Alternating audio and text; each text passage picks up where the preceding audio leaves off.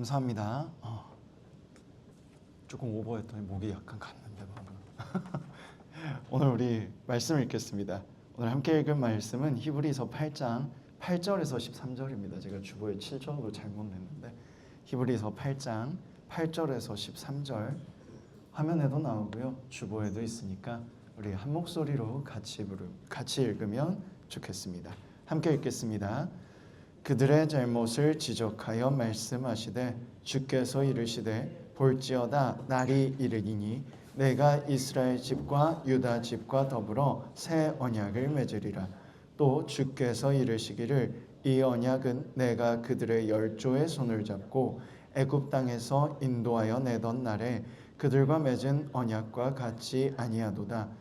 그들은 내 언약 안에 머물러 있지 아니하므로 내가 그들을 돌보지 아니하였노라.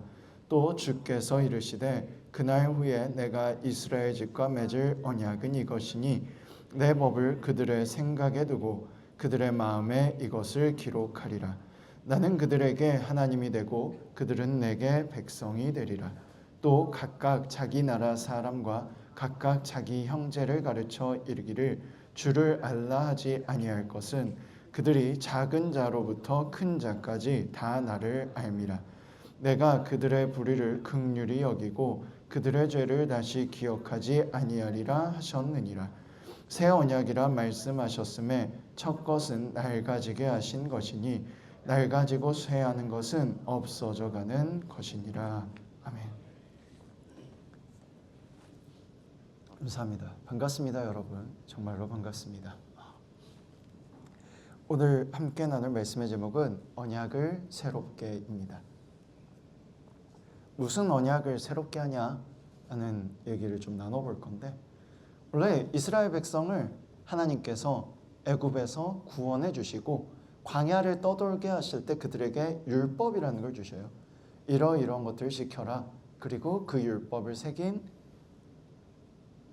돌판을 만들고 그 돌판을 담을 궤를 만들어서 상자를 만들어서 그걸 언약궤라고 부르고 이것을 끝까지 지켜라고 말했습니다. 그게 우리 성경책 앞에 보면 나오는 뒤에 나오나요? 뒤에 나왔던 것 같아요. 뒤에 나오는 십계명이에요. 십계명인데 어디에 새겼다고요? 돌판에 새겼어요. 그러다 보니까 사람들이 시간이 지나면 잊어버리는 거예요. 그리고 왜곡하기도 해. 원래는 이런 의미로 주셨는데 갑자기 저런 의미로 해석을 하는 거예요.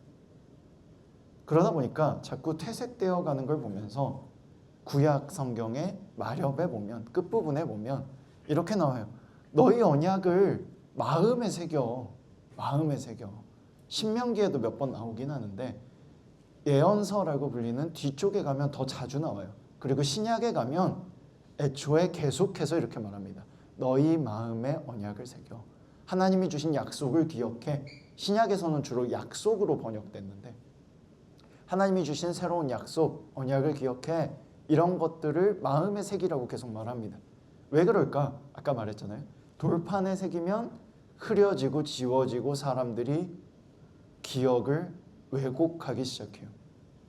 그러면 마음에 새기면 어떻게 되냐? 사실 우리가 자꾸 착각하고 오해하는 걸 보면 마음은 쉽게 바뀌잖아요. 근데 왜 마음에 새기라고 했냐면 그만큼 핵심만 기억해라 라고 말씀해 주셨다는 거예요. 예수님은 사람들이 계명 중에 제일 큰 게 무엇이냐고 물었을 때 이렇게 대답하십니다. 가장 큰 계명은 하나님을 사랑하라는 것이고, 그리고 두 번째로 큰 계명은 너의 이웃을 내 몸과 같이 사랑하라는 것이다. 이렇게 두 가지로 정리하셔요. 사실 10계명이 이 두 가지 내용밖에 없어요. 1에서 3계명은 하나님을 사랑하라는 내용이고요. 4계명은 안식일을 기억하여 거룩히 지켜라 라는 건데 사실은 쉬어 너희 좀 이런 뜻이고요. 5계명부터 나머지 10계명까지는 사람 사이에 서로 사랑하며 지켜야 될 것들을 기록하고 있어요. 그래서 딱 두 가지로 정리한 겁니다. 하나님을 사랑하고 이웃을 사랑해. 그런데 오늘 읽은 말씀에서는요. 그걸 더더욱 쉽게 핵심만 말하겠다는 거예요. 뭐냐면 오늘 말씀을 보면 열조의 손에서 구원해낸 후에 맺은 언약과 같지 않을 건데 새 언약을 주면 10절에 이렇게 나오죠. 주께서 이르시되 그날 후에 내가 이스라엘 집과 맺을 언약은 이것이니 내 법을 그들의 생각에 두고 그들의 마음에 이것을 기록하리라. 나는 그들에게 하나님이 되고 그들은 내게 백성이 되리라. 여기까지는 구약에서 말한 거랑 똑같아요. 근데 11절에 뭐라고 나오냐면 각각 자기 나라 사람과 각각 자기 형제를 가르쳐 이르기를 주를 알라 하지 아니할 것은 그들이 작은 자로부터 큰 자까지 다 나를 알미라. 내가 그들의 불의를 긍휼히 여기고 그들의 죄를 다시 기억하지 아니하리라 하셨느니라. 과거의 언약과 새로운 언약의 차이가 뭐냐면 과거에는 끊임없이 가르쳤어야 됐어요. 윗사람이 자녀들에게 너의 자녀에게 끊임없이 말해. 우리 조상들이 이렇게 구원받았어라고 계속 말해라고 끊임없이 말해요. 근데 새로운 언약은 가르칠 필요가 없대요. 왜 가르칠 필요가 없냐? 그게 12절에 나오는 겁니다.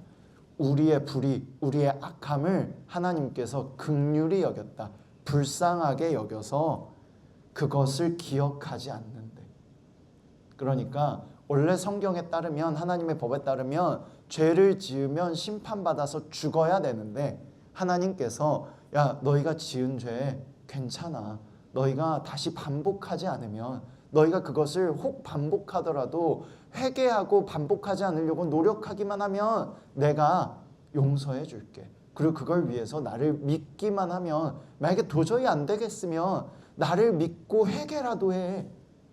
내가 그거 잘못했습니다. 내가 다시는 하지 않겠습니다. 라고 마음이라도 먹어. 그러면 내가 다 용서해 줄게 라는 거예요. 그러니까 가르칠 필요가 없다라는 게 무슨 말이냐면 지금 우리가 살아있고 내가 잘못한 것을 돌아보고 깨달을 수 있으면 그걸 통해 누군가를 사랑할 수 있으면 이미 하나님의 언약을 갖고 있다는 얘기를 하는 겁니다. 쉽게 말해서 내가 누군가를 불쌍히 여기는 마음이 있으면 하나님이 내 안에 있다는 거예요. 이 사람 얼굴 좀 봐봐요. 이 사람 좀 불쌍한가, 사랑스러운가, 괜찮은가, 아니면 미운가. 미워하지 않고 불쌍히 여기는 것도 사랑이거든요. 그런 마음만 우리 안에 있어도 하나님이 이미 우리 안에 있다고 히브리서가 말하고 있는 거예요. 정말로 어려운 그 이야기를 너무나도 쉽고 간명하게 그리고 그 핵심만 우리에게 전달해주고 있는 겁니다. 그리고 말합니다. 이게 새 언약이야. 예수님이 세우신 새 언약이 이거야. 당신께서 우리를 위해 모든 걸 이미 다 짊어지고 용서해 주셨으니 깨닫기만 하라는 바로 이거야 라고요. 그래서 사실 우리가 알아야 할 것은 하나님이 우리를 사랑하신다는 사실이에요. 요한일서 4장에 보면 이런 말이 나와요. 하나님은 사랑이시니 사랑하는 자마다 하나님을 이미 알고 사랑하지 않는 자는 하나님을 알지 못하느니라. 누군가를 사랑하는 마음이 있으면 이미 하나님을 알고 있는 거래요. 오늘 이 히브리서에서 하는 말도 사실 그것과 똑같은 내용이에요. 우리가 누군가를 진심으로 사랑할 수 있는 건 내 안에 사랑을 알게 하는 누군가가 있기 때문이라는 겁니다. 사실 사람이 사람을 사랑하는 일은 진짜 어려워요. 왜냐하면 사랑하려면 어떻게 해야 돼요? 내가 사랑을 언제 사랑받는다고 느끼는지 내가 언제 사랑을 받았다고 느끼는지를 생각해 보면 되거든요. 내가 있는 그대로 내가 하고자 하는 말대로 이해받고 나를 그대로 인정해주고 그런 나를 좋다고 해줬을 때 우리는 사랑받는다고 느껴요. 그러면 내가 누군가를 사랑할 때도 사실은 그렇게 해줘야 되는 거예요. 쉬워요? 이 사람이 뭔가 말을 했어. 그걸 그대로 믿을 수 있어 우리가? 만약에 잘 상상이 안 되면 옆 사람 얼굴 좀 봐봐. 이 사람이 말하면 그냥 그대로 믿을 수 있어? 만약에 옆 사람 얼굴 보기 싫으면 집에 있는 누군가를 떠올려봐. 언니나 오빠, 뭐 동생들이나 누나, 형 이런 사람들을 떠올려봐요. 엄마, 아빠도 괜찮고 할머니, 할아버지도 괜찮아. 집에 있는 사람을 떠올려봐. 그 사람이 말한 걸 그대로 믿을 수 있냐고. 어렵잖아요. 그걸 그대로 믿고 존중해 주는 게 사랑이라는 거예요. 근데 사실 사람 힘으로 절대 불가능해. 어떻게 그래? 내가 봤을 때 이 사람을 평가하게 되잖아. 우리는 어떤 사람을 보면 평가하게 돼. 그 사람이 말하는 걸 그대로 믿을 수가 없어요. 그래서 나는 이런 사람이야, 내가 이래서 이렇게 했어, 난 이런 마음이야 말하면 내가 본 것과 다르면 우린 그걸 믿기가 힘들어요. 그런데 하나님이 우리에게 해주시는 게 바로 그런 거예요. 너 어떤지 내가 다 알아. 내가 네가 말하는 거, 네가 생각하는 거 그대로 믿어주고 존중해주고 너의 아픔, 너의 어려움 다 알아줄게. 그러니까 괜찮아. 두려워하지 말고 무너지지 말고 하나씩 하나씩 잘못된 게 있으면 그냥 인정하고 다음부터 안 하면 돼. 안 하려고 노력이라도 하면 돼. 괜찮아. 라고 말씀해 주신다는 거예요. 그리고 우리에게도 그걸 깨달으면 누군가를 그렇게 사랑할 수 있게, 누군가를 혹은 불쌍히 여길 수 있게 된다는 겁니다. 그래서 우리는 서로 사랑해야 해요. 근데 사랑은 사실 너무나도 어렵고 불가능하기 때문에 저는 성경의 다른 말씀을 가지고 이렇게 여러분에게 말하고 싶습니다. 누군가를 사랑하세요. 근데 도저히 안 되면 긍휼이라도 여기세요.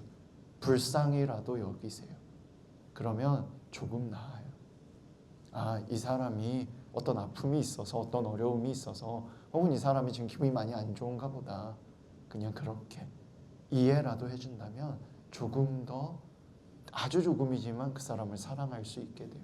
만약에 도저히 그것도 안 되면 그냥 기도해요. 하나님, 내가 지금 너무 화가 나거든요. 너무 화가 나거든요. 이렇게. 그러면 우리 마음속에 이미 함께 계시는 하나님, 우리 곁에 이미 함께 계시는 하나님을 만날 수 있을 거예요. 만나게 되면 이미 내가 얼마나 사랑받고 있는지 깨달을 수 있어요. 하나님이 진실로 우리를 사랑하십니다. 이거 하나만 기억하고 잊지 않을 수 있으면 좋겠습니다. 이 시간 기도하겠습니다. 네, 감사합니다. 반주 부탁드리고요. 손 모으고 눈 감아주시고요. 기도할 때 손을 모으는 이유는 하나님이 내 손을 잡아주신다는 걸 나 스스로 느끼기 위함이거든요.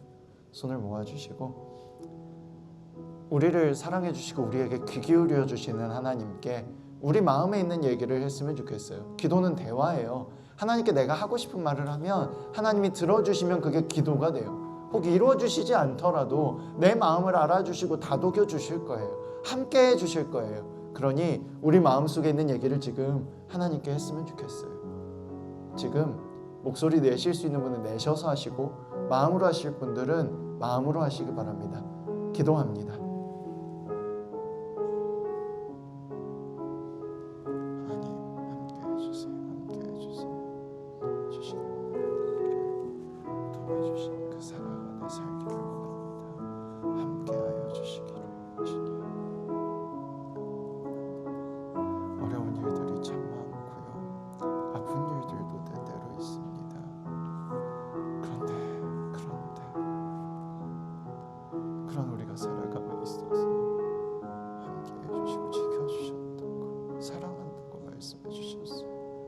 부족한 대로 도와주겠노라고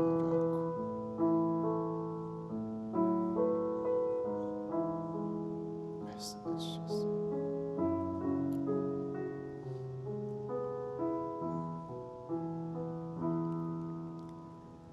사랑의 하나님 감사합니다. 언제나 우리를 지켜주시고 돌봐주시는 줄 믿습니다. 우리 마음에 있는 아픔과 어려움 그리고 후회까지도 다 아시고 우리의 죄까지도 아픔까지도 다 아시고 다독여주고 책임져 주시고 더 이상 묻지 않겠다고 해주셨습니다. 함께 계심을 믿고 그 손을 잡고 걸어가기 원합니다. 후회 없는 삶을 살기 위해 용기 낼 수 있길 원합니다. 걸어갈 수 있길 원합니다. 누군가를 사랑하며 함께 살 수 있길 원합니다. 도와주세요.